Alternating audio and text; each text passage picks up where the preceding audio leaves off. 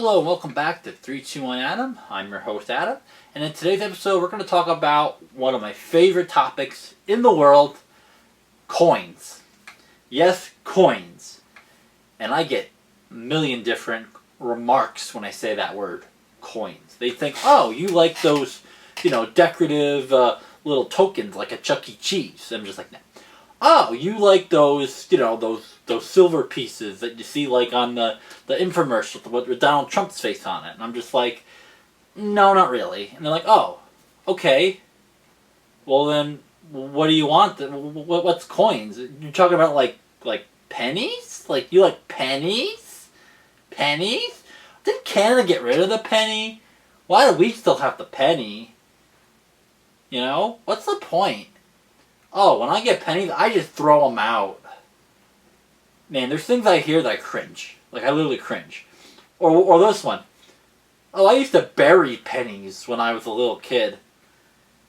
And I'm just like, yo, what happens if there was a valuable penny you buried? Do I need to go with a metal detector and go looking for in your backyard for pennies? The point of coin collecting for me, it's a stress relief. It's fun. It's interesting. It's also very educational. And a lot of people, you hear that word and they're like, oh God, look at this guy.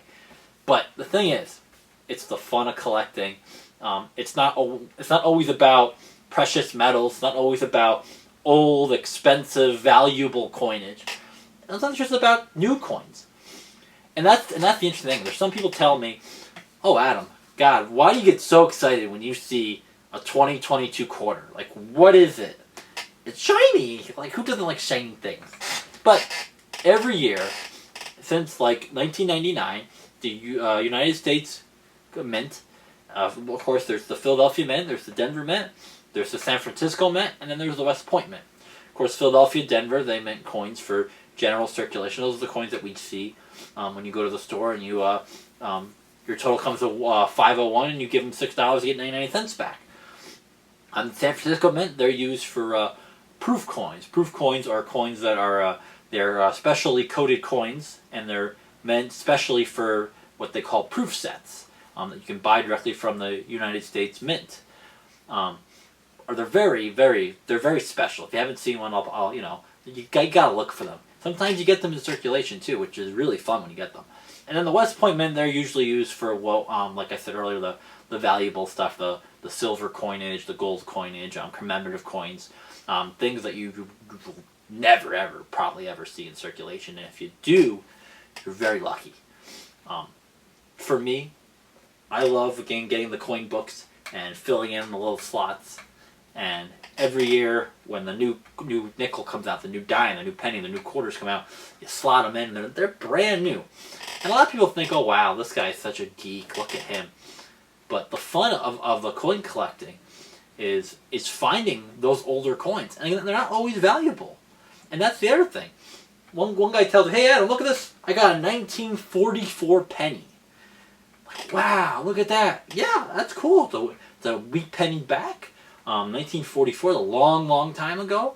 But for coin collectors, we know 1944 pennies, they're not really worth that much. They're worth maybe 2 cents if they're in good condition, because they minted nearly 1 billion of them. And you think, 1 billion? How does that equate to what we see in normal circulation like right now? And yes, like last year they minted over 1 billion pennies. So that's how common those are. When we talk about the valuable coins, the coin I'll always talk about, of course, talking to pennies, is the 1909 SVDB. Of course, 1909 San Francisco Mint.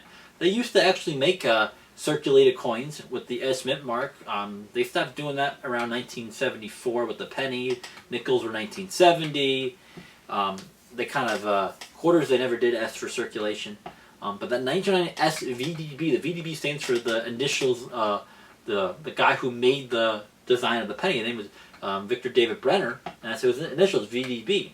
And the interesting story about that was that in 1909, when they made the penny, he put his initials, VDB, on the back of the penny, all the way on the bottom of the penny. And he wasn't actually allowed to do that. It was actually against the law.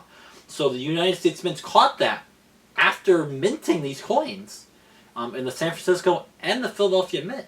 They actually had to stop production of the penny, redo the die, get rid of his initials, And then they minted 1909 regular pennies. So there's actually 1909 Philadelphia, 1909 Philadelphia VDB, 1909 S regular, and then 1909 SVDB. Then 1909 SVDB, they made only 484,000 of those SVDB pennies. So that comes back to what I was saying. But then 1944, even like the 2021, 1,484,000. That is a big difference. And that is the difference between a valuable coin and one that's not so valuable. Of course, when we talk about high grade, it talks about the coin being in perfect shape. No scratches, no dings, nothing wrong with the coin, no fingerprints, something like that.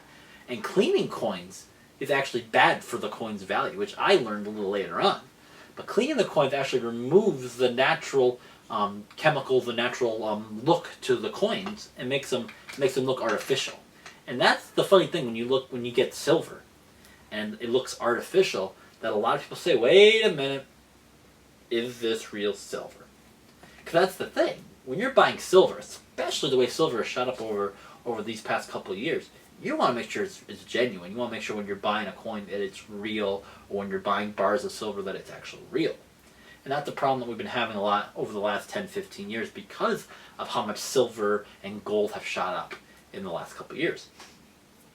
But to me, my favorite coin, if I had to pick between, like denomination we're talking, my favorite denomination, I have to say it's the nickel. Because the nickels are one of the least used coins in general circulation. So when you get nickels from change back, or even if you go to the bank and get nickels, it's actually more interesting because you actually get more older coins in your nickels than you do if you would get quarters or dimes or pennies. Especially with quarters and dimes, because 1964 and older, you have silver coinage. And 65 and now, they call it clad coinage because it's made of different compositions of metals, of a nickel metal, copper. Pennies have they're now zinc, copper-plated zinc. That was 1982. They transitioned from just copper, primarily copper, I should say, and then copper-plated zinc. My favorite coin design, my dad always loves the Buffalo nickel. And now that I live in Buffalo, it's so ironic. There's a building on Route 5 that has the back of the Buffalo nickel, which is really awesome. I always tell my brother when we drive by that I want to, have something like that in my house. But if I had to say my favorite design coin, I love the National Park quarters. I learned so much personally from these National Park quarters because I didn't know which National Park quarters, which one was like the national park of each state. So it was very interesting to me. And of course in 2010, 11, 12, those 3 years of the National Park quarters were low minted quarters, as well as 2009, which were actually U.S. territory quarters. They did that one. 2009 was a transition between 2008 and 2010. That 1 year between, they did territory quarters. But the National Park quarters, those 10, 11, 12, there's 5 designs in each year. So those 15 quarters are the hardest ones to get in the National Park series. And a lot of people tell you, why is that, Adam? How come? And it's actually because they minted less coinage because we were going through the Obama administration recession, and he was trying to help bounce back the economy. So 2009, 2010, 11, and 12, those 4 years of coinage are the hardest of the newer coinage to find. So when I say newer coinage, it's actually not just, when you think new, you think like 10 years. Actually, anything 1970 to like 2022, those years of coinage are actually pretty common to get. You can complete an album book between 1970 and like now very easily by just getting coins in circulation over, however much you get in a period of time. But those 2009 to 2012, those 4 years, those are the hardest ones it's going to take. They're not impossible to get, but they're the hardest ones. The 2009 nickel, that was one that, whoa. I think they only made like 48 million. And you think 48 million, that's a lot, Adam. And let's go 1 year later, 2010, they made close to 500 million. So to get a 2009 nickel in circulation, that's actually very difficult. I didn't get a 2009 nickel till at least 6-7 years after 2009. It was 2015-ish that I got my first 2009 Jefferson nickel. Actually, my brother gave it to me for Christmas one year. So coinage are very interesting, and that's one thing I love talking about coinage, and I feel like I'm going to talk about this a lot more on the channel. But the thing about with coinage to me is I've gone through so many weird things. People really question why you're a coin collector, and a lot of people say that coin collectors are usually older people. They're not really younger people. So you can go on YouTube, and the thing is, people act like I'm crazy. I'm like, you gotta YouTube coin roll hunting, and there's people, that actually will go to the bank and they'll pick up like 2 boxes of nickels, like every couple days. 2 boxes of nickels, 2 boxes of pennies, 3 boxes of quarters, and then some banks leave you 2 boxes of $half or dollar coins. It's like they think I'm crazy by just getting a couple rolls here and there or picking them out of circulation. Yeah, it can get really crazy really quick. So, if you like what you saw today, make sure you hit the like button, subscribe for future content about coins or other topics that I'm going to talk about, and I'll see you next time on 3, 2, 1, Adam.